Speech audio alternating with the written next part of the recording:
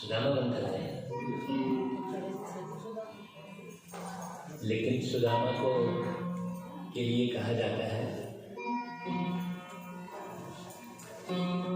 कि सुदामा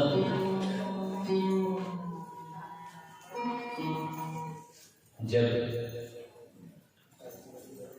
द्वारकाधीश के राजमहल में पहुंचे थे तो उनका जो है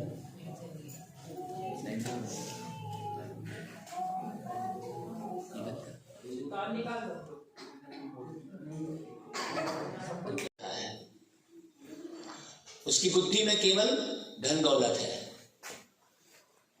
बहुत बारीकी से समझिएगा इस बात को। वो आश्रम की आड़ में केवल धन इकट्ठा करने का पुरुषार्थ कर रहा है। कौन? वो गुरु। आज के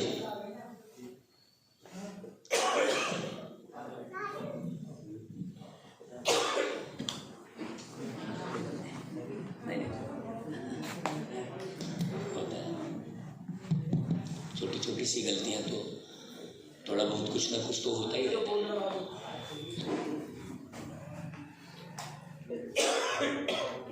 लाइन हो जाएगी नहीं, कोई बात नहीं।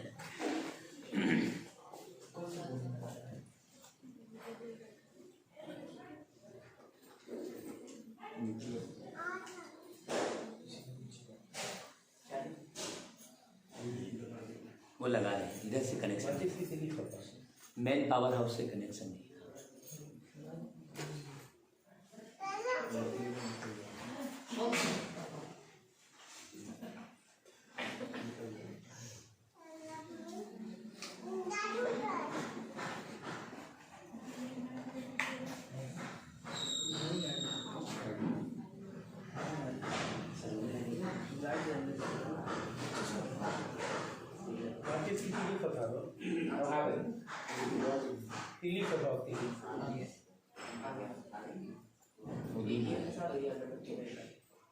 वो पतला होगा माचिस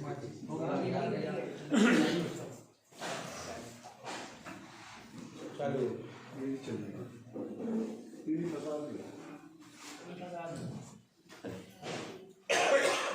चलिए।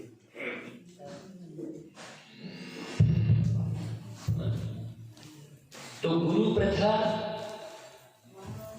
के कारण बहुत सारी और निर्माण नहीं हो पाया। इसलिए हमको अब, इसलिए मैंने कहा कि आप लोग सुदामा बनकर आए हो कि कृष्ण बनकर आए हो। देखो, सुदामा बनकर आने में घाटा है और कृष्ण बनकर आने में फायदा है। दोनों एक ही आश्रम में पढ़ रहे हैं। सुदामा भी उसी आश्रम में पढ़ रहा है, कृष्ण जी भी उसी आश्रम में पढ़ने गए हैं और बाद में गए हैं। बहुत बारीकी से सुनना। हाँ, इसके बाद अभी समय है। तो कृष्ण जी बाद में गए हैं, सुदामा पहले से पहुंच गए हैं। और गुरुकुल में बहुत अच्छे से समझना, एक पद भी ले लिया है उन्होंने। बड़ी वंडरफुल बात है कि पूरे 7 दिन की भागवत कथा पंडाल में चली है और 8वें दिन जहां गुरुकुल का जिक्र है और आप सब लोग उसी गुरुकुल में बैठे हैं जहां नियमित पढ़ाई हो रही है।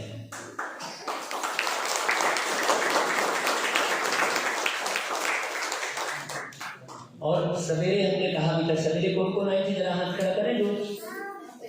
सवेरे हमने क्या कहा था कि हम मंच से नीचे उतर जाएंगे और सब लोग नजदीक बैठेंगे, कहा था। वो व्यवस्था उसने कराई। बोले बच्चे तेरे को मंच से नीचे उतरने की भी मेहनत नहीं है। तो प्रकृति और परमात्मा कुछ कार्य प्रकृति के वशीभूत होकर हमें करना होता है, और पूरा जीवन यदि हम परमात्मा के वशीभूत होकर जीवन जीना शुरू करते हैं तो हम कृष्ण बनते हैं। यदि हम परमात्मा के वशीभूत होकर अपना जीवन जीना शुरू करते हैं तो अभी हम किसके वशीभूत होते हैं? बहुत गौर से सुनना, कृष्ण कैसे बन रहे हैं? अभी हम आत्माओं के वशीभूत होते हैं। अब हम संजू भाई के वशीभूत हो गए, या तो अच्छे गुणों में वशीभूत हो गए या तो अवगुणों में वशीभूत हो गए। अब मैंने रिंकू भाई के, संजू भाई के, आपके बहुत सारे लोगों में अवगुण देख लिया, तो सारा समय मेरी बुद्धि में क्या घूम रहा है? वो अवगुण ही घूम रहा है। तो मैं किसके वश में हो गया? आत्माओं के वशीभूत हो गया। अब ये गुरुकुल क्या सिखाता है? पहले के गुरुकुल में उस परम सद्गुरु से संबंध जोड़ा जाता था। चाहे रामचंद्र जी हो, रामचंद्र जी ने भी गुरु वशिष्ठ के आश्रम में जाकर पूरी पढ़ाई की थी। तो बहुत गहरी समझने की बात है। सुदामा पहले से पढ़ रहा था और पदवी हासिल कर लिया था। सभी लोगों को समझने की जरूरत है। यहाँ पर जो पढ़ाई पढ़ रहे हैं, ईश्वरी पढ़ाई, वो भी जरा हाथ खड़ा करें जो ईश्वरी पढ़ाई पढ़ रहे हैं, रोज जो पढ़ रहे हैं। तो सुदामा पहले से ही पढ़ रहा था और वहां पदवी हासिल कर लिया था। तो कृष्ण जी का स्वागत सुदामा ही कर रहा है और वहां से दोस्ती शुरू हो रही है सुदामा। तो सुदामा बड़ा भोला भाला सा, जैसे ही कृष्ण और बलराम पहुंचे तो उसने इतने भरे भाव से स्वागत किया, इतने अच्छे से जो है बैठने के लिए फटाफट चटाई लेने चला गया। पहले गुरुकुल जो होता था वो कोई ठाट वाट वाला नहीं होता था। गुरुकुल मतलब तपस्या। आजकल का गुरुकुल कैसा है?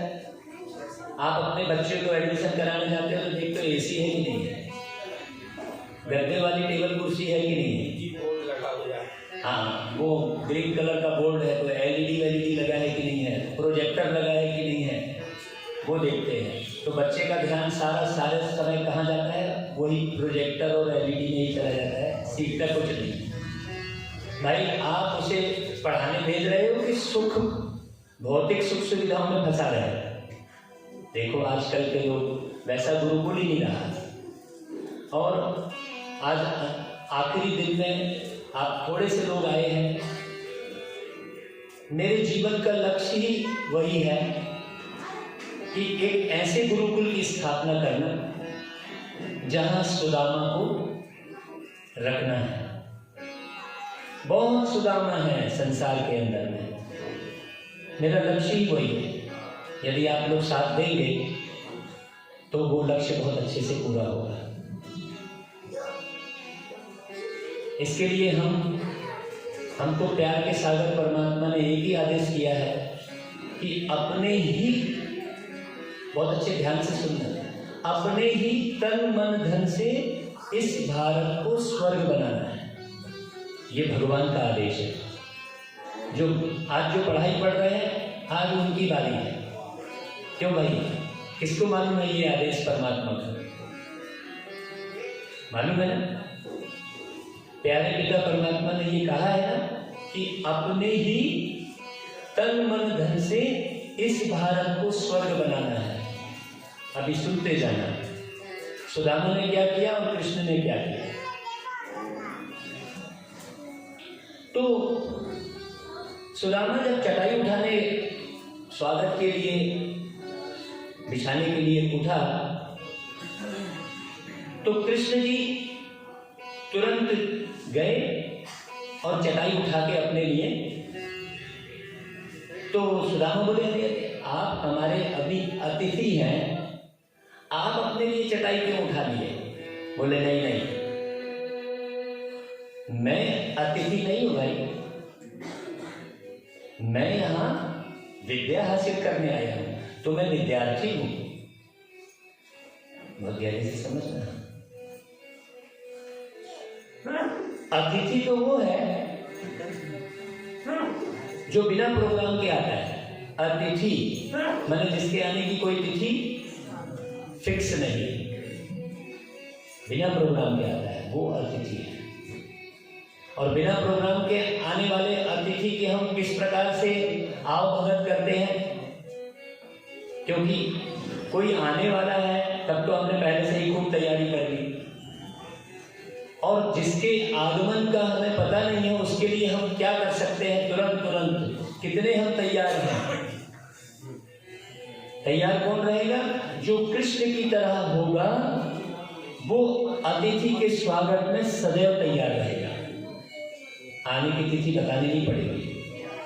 तो कृष्ण जी ने क्या बोला यहाँ पर कि मैं कोई अतिथि नहीं हूं भाई, मैं विद्यार्थी हूं।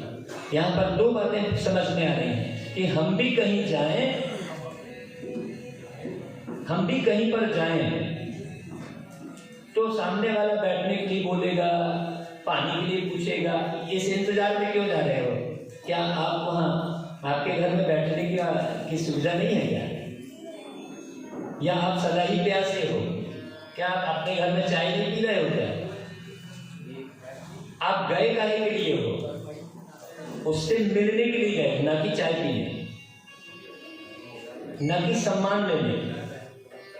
हम किसी के घर में जाते हैं और वो चाय पानी के लिए नहीं पूछता है, बैठने के लिए नहीं बोलता है, तो हम मन को क्या करते हैं, खिन्न कर लेते हैं, उससे फिर नाटक हटाने लगते हैं। तो आप गए काहे के लिए थे? मिलने के लिए। तो आप मिलिए किससे?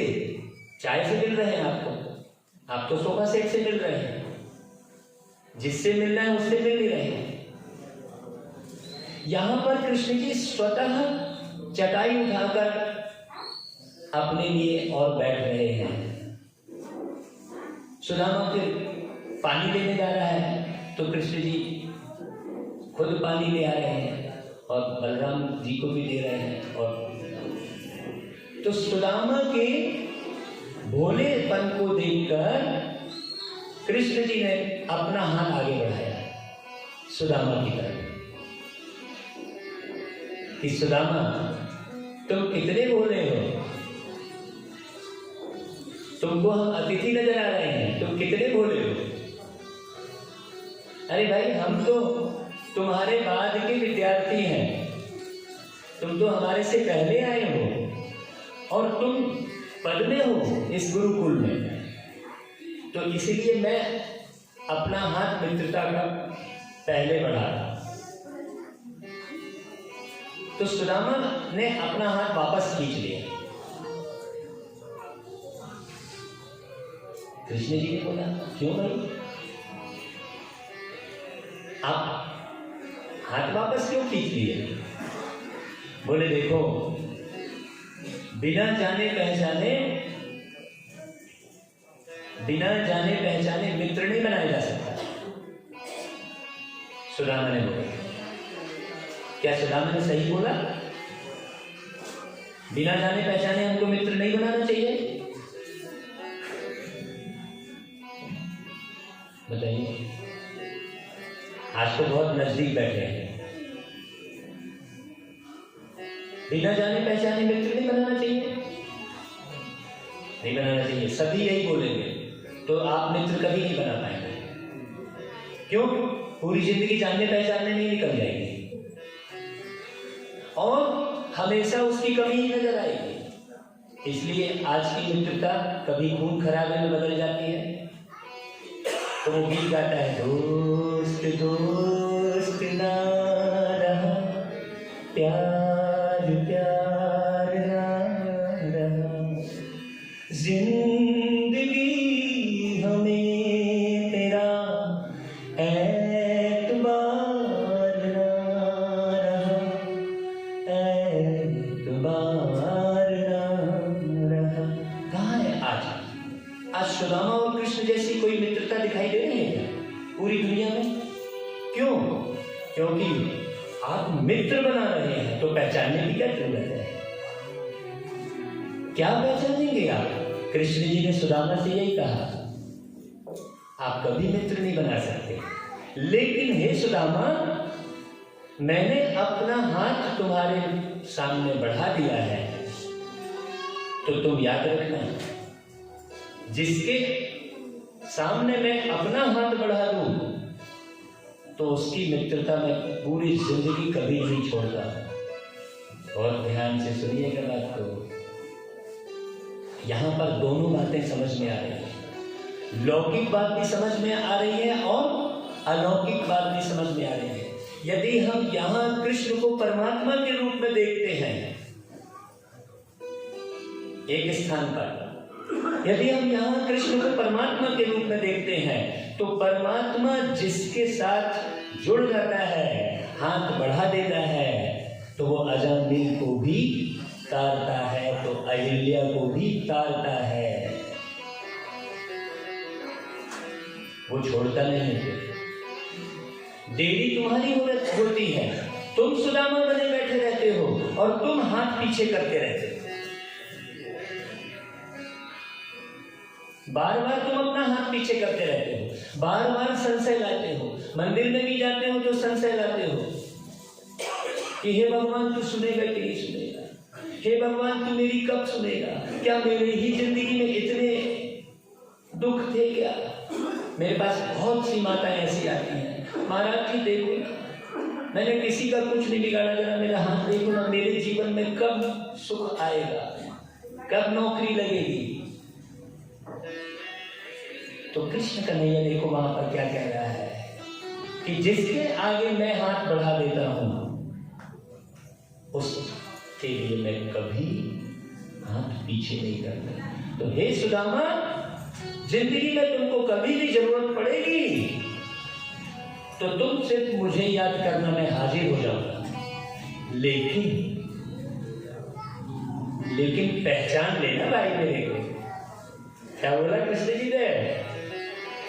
मुझे पहचान लेना। किसने किसने भगवान को पहचाना? जरा हाथ खड़ा कर।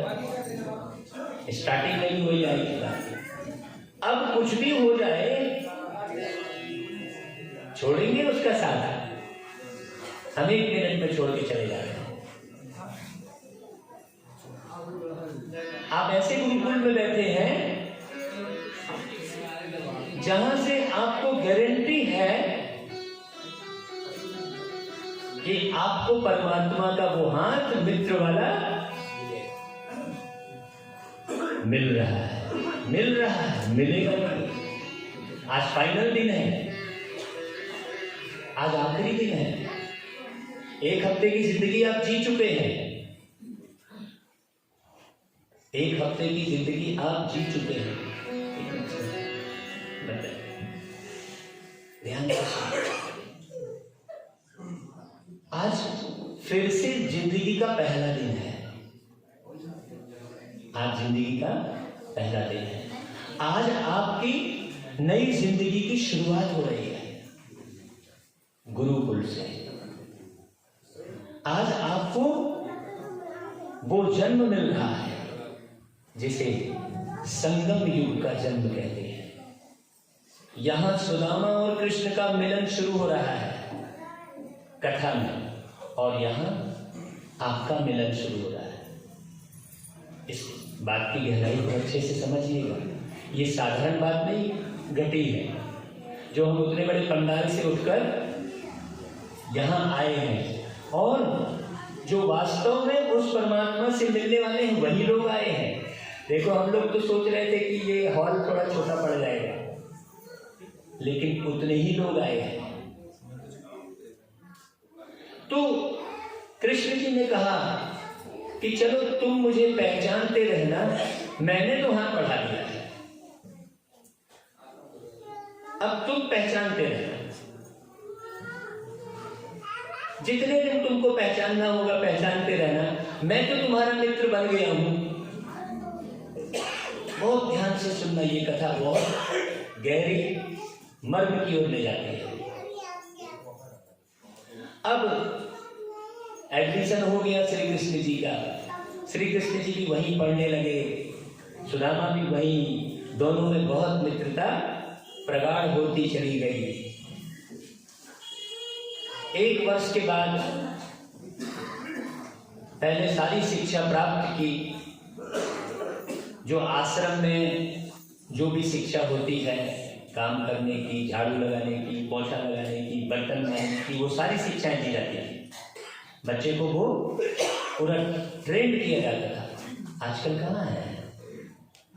आजकल तो बच्चा रौब चढ़ता है, स्कूल क्या पढ़ता है, वो बस्ता फेंकता है एक किनारे घर में आकर और माँ के पीछे पड़ जाता है, भूख लगी थी मैं बनाया नहीं कुछ भी। आजकल वैसा गुरुकुल नहीं है।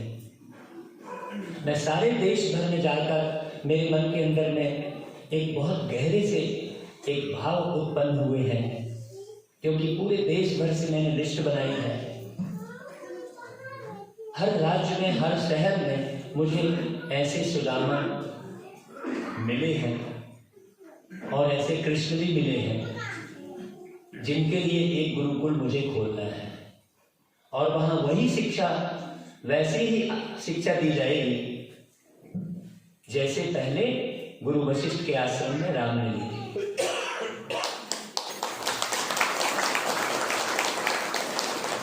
और मैं अभी तक हजारों प्रोग्राम किया हूँ, सब लिस्ट बनाकर रखा हूँ, मोबाइल नंबर रखा हूँ। अपने ही तन मन धन से हम वो बनाएंगे गुरुकुल, चंदा लेकर नहीं, ये भी बात है, किसी से मांग कर नहीं। हमारे बाबा ने हमको सिखाया है मांगने से मरना भला। उस गुरुकुल में जहां श्री कृष्ण जी एडमिशन लिए थे, जहां सुदामा एडमिशन लिए थे, वहां कोई फीस नहीं दी जाती थी। और ऐसा नहीं कि कुछ दिन वो आने लग गए तो डिमांड शुरू कर दिए, नहीं, जब तक बच्चा पढ़ नहीं लेगा अच्छे से, जब तक बड़ा नहीं हो जाएगा, अभी तो पैदा ही हुआ है वो स्कूल में। आजकल के गुरुकुल और आश्रम देखिए आप, कि बच्चे ने एडमिशन लिया और 2-4 महीने ही पढ़ाई नहीं किया, उससे डिमांड शुरू हो जाती है। हम बहुत सारे आश्रमों में ऐसे गए हैं। आज हमको 22-25 साल हो गया। यही एक ऐसा स्थान था जहां हमने देखा कि नहीं, यहाँ सिर्फ एक बाबा है, सिर्फ एक परमात्मा है, जो बहुत गहरी शिक्षाएं दे रहे हैं, बहुत गहरी सावधानियां दे रहे हैं। तो अब बच्चे से पहले के गुरुकुल में जो कराया जाता था, तो श्री कृष्ण जी से कहा कि देखो बेटा, तुम जंगल जाओ और लकड़ियां काट के ले आओ, क्योंकि आश्रम में थोड़ी लकड़ियां कम हो गई। तो श्री कृष्ण जी ने कहा कि मैया, मैं अकेले जाऊंगा क्या? बोले हाँ, तुमको अकेले जाना है और पूरी निर्भयता के साथ जाना है और वहां से लकड़ी काट के लाना है। तो सुदामा से बहुत गहरा कनेक्शन हो गया था श्री कृष्ण जी का। तो चुपके से दीवार पे खड़े होकर चुप हो गए। बोले क्यों, जाता क्यों नहीं है रे?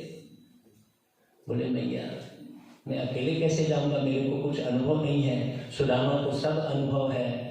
बोले ये तेरा सब बहाना है, सब तू सीख चुका है, तेरे को सुदामा के बिना अच्छा नहीं लगता है, ठीक है तू जा। बोले तो मैया सुदामा के पास गई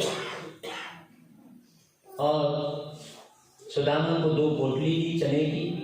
बोले एक पोटली तेरे श्री कृष्ण जी के लिए और एक तेरे लिए, जब भूख लगेगी तो दोनों जन बैठ के बांध के खा लेना।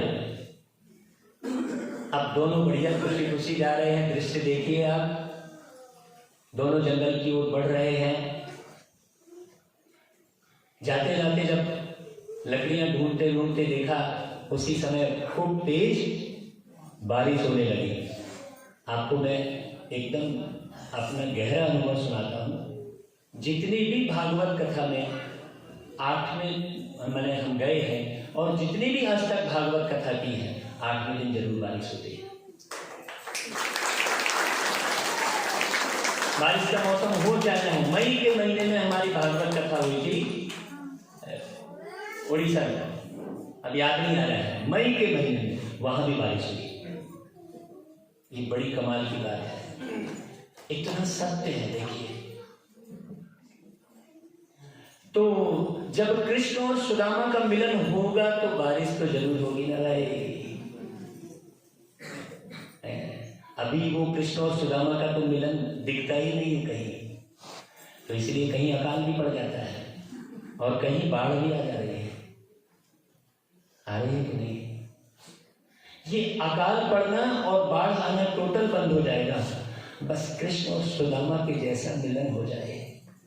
कोई हेड न बने, कोई भी कहीं का हेड मत बने, कोई भी हेड मत बने, सब सेवक बने। यहां पर कृष्ण और सुदामा दोनों क्या बन के जा रहे हैं जंगल की ओर? सेवक। जबकि कृष्ण राजा घर का बच्चा। अभी किसी करोड़पति घर का बच्चा किसी स्कूल में एडमिशन लेगा तो किसी से सीधे वो बात भी नहीं करेगा। वो ढसन से बढ़िया महंगा 50,000 का मोबाइल लेके जाएगा, 2 लाख की बाइक लेके जाएगा, भर भर भगाएगा और ढंग से किसी से बात भी नहीं करेगा। यहाँ क्या दृश्य दिखाया जा रहा है? कृष्ण तो राजमहल में रहने वाला राजकुमार था। और वो गुरुकुल की मैया भी कैसी, देखो भेज रही है दोनों को एक साथ। तो बारिश हो रही है, अब बारिश रुकने का नाम नहीं ले रही है और दोनों जंगल में है। अब क्या किया जाए?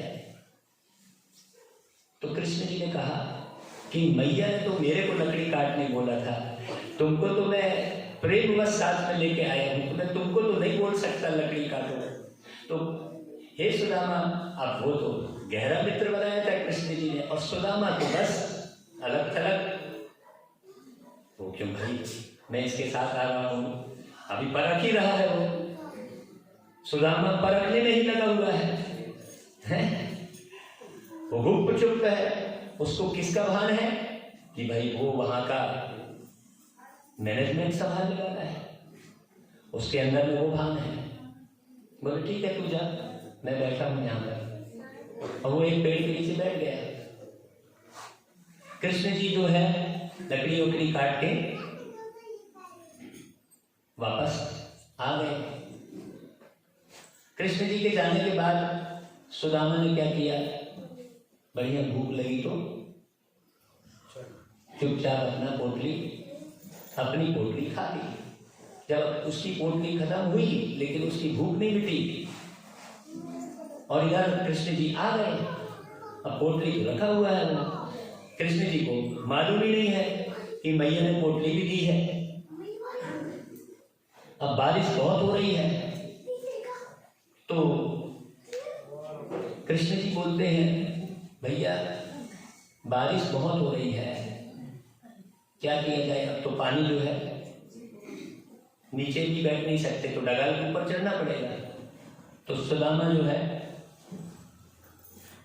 बोले आप सबसे ऊपर चढ़ जाओ, फिर देखा जाएगा, मैं नीचे वाली डगाल में बैठ जाता हूँ। तो सुदामा ऊपर वाली डगाल में चला गया और कृष्ण जी नीचे वाली डगाल में बैठे थे। चुपचाप कृष्ण जी नीचे से, सुदामा ये पानी कब रुकेगा? पता नहीं भैया कब रुकेगा। तो सुदामा को फिर भूख लगी, कृष्ण जी नीचे बैठे हैं, बातचीत बढ़िया हो रही है, और सुदामा धीरे धीरे दूसरी पोटली खोल के खुरुम खुरुम खा रहा है।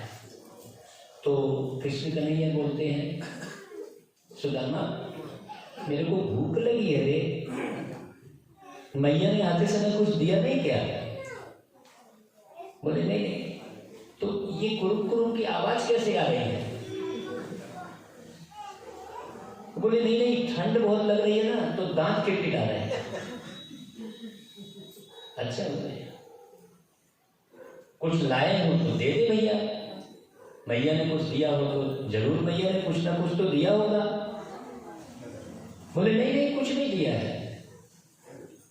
ऐसे करके सुदामा चने को खा गया। अब उसी समय एक सर्प आ गया।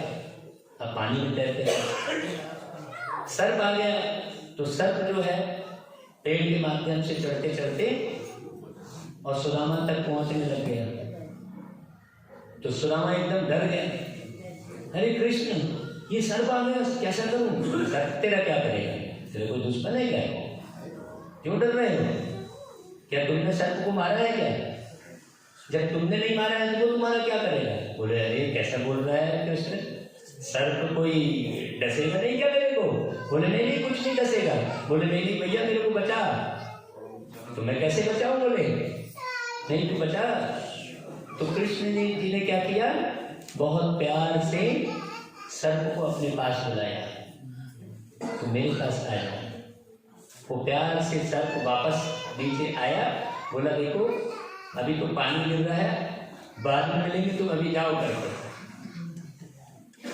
तो वो सर्प भी कृष्ण जी के वश में हो गया। बहुत बहुत बहुत बारीकी से सुनना। वास्तव में पढ़ाई किस चीज की सीखी कृष्ण जी ने?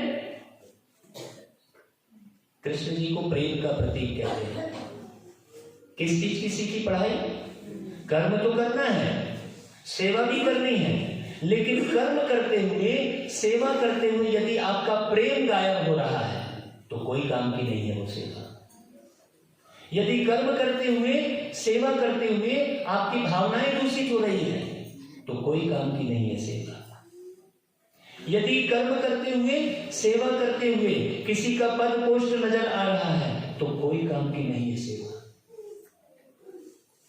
यदि कर्म करते हुए, सेवा करते हुए किसी से ईर्ष्या हो रही है, किसी से ज्वेलसी हो रही है, किसी को बहुत अच्छा सम्मान मिल रहा है तो हमको खराब लग रहा है, तो कोई काम की नहीं है सेवा। वो कोई सेवा आपके खाते में जमा नहीं होने वाली है, उसका मेवा नहीं मिलने वाला है। तो सुदामा के पास भय खत्म नहीं हुआ था। क्यों? और कृष्ण के पास भय बिल्कुल नहीं था। क्यों? क्योंकि सुदामा ने कृष्ण के हाथ बढ़ाने पर यही कह दिया था कि मैं तो बिना जाने पहचाने मित्र नहीं बनाता, और कृष्ण ने मित्र बना लिया था। क्या देखकर कृष्ण ने मित्र बनाया? क्योंकि कृष्ण स्वयं को भी, कृष्ण को कहते हैं योगेश्वर, महायोगी कृष्ण को कहते हैं। क्योंकि कृष्ण का योग किधर से था?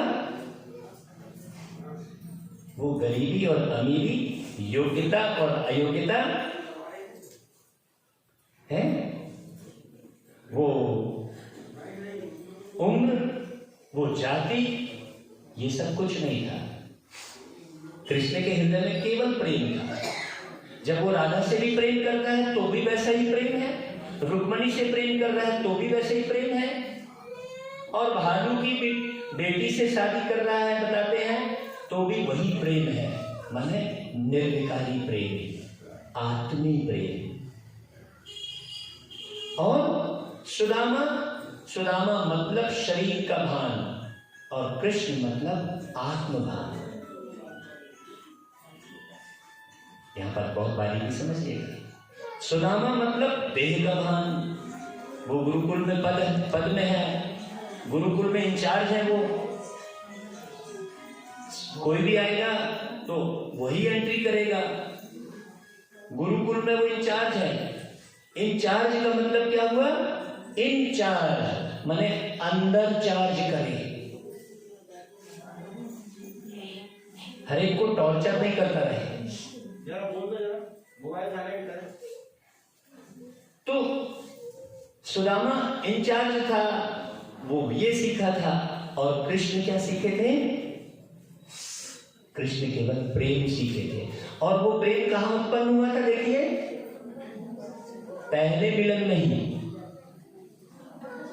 मिलन में ही प्रेम उत्पन्न हुआ था और वो प्रेम बरकरार था। जब मैया जंगल भेज रही थी तो सुदामा के बिना कृष्ण नहीं गए। अब शर्त तो चला गया, वापस आ गए, पढ़ाई पूरी हुई। कृष्ण जी ने जो पढ़ाई पढ़ी थी, कौन सी पढ़ाई पढ़ी थी? प्रेम की, शांति की, आनंद की, ज्ञान की, पवित्रता की पढ़ाई पढ़ी थी। और ये पढ़ते हुए भी, उसके पहले पढ़े थे तो भी उसमें ये फीके हो गए थे। तो कृष्ण बन गए द्वारकाधीश और सुदामा की दशा तो आपको मालूम ही है, सुबह को खाने को है तो शाम को नहीं है। तो ये दोनों कथा, चाहे सुदामा की सुनो चाहे कृष्ण की सुनो, दोनों कर्म की कथा है। कृष्ण के कर्म यहाँ पर कैसे हैं और सुदामा के कर्म कैसे हैं, दोनों के भाव। कर्म कहां से शुरू होते हैं? हमारे भाव से। आप कितना भी अच्छा मीठा बोल रहे हैं, वही हमने सवेरे कहा था कि योग करने की चीज नहीं है, योग लगाने की चीज नहीं है। योग का मतलब होता है संबंध।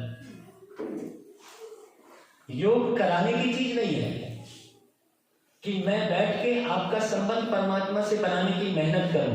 नहीं, जब तक आपको परमात्मा से प्यार नहीं होगा, समझ नहीं होगी, तब तक आपका संबंध बनेगा ही नहीं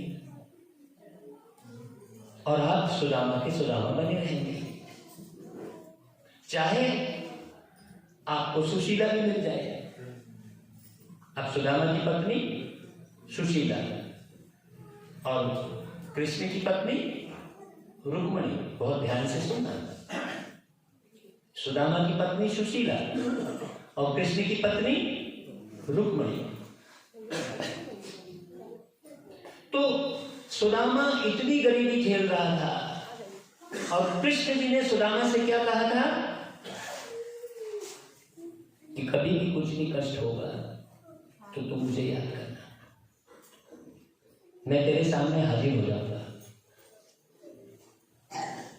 तो कृष्ण तो सुदामा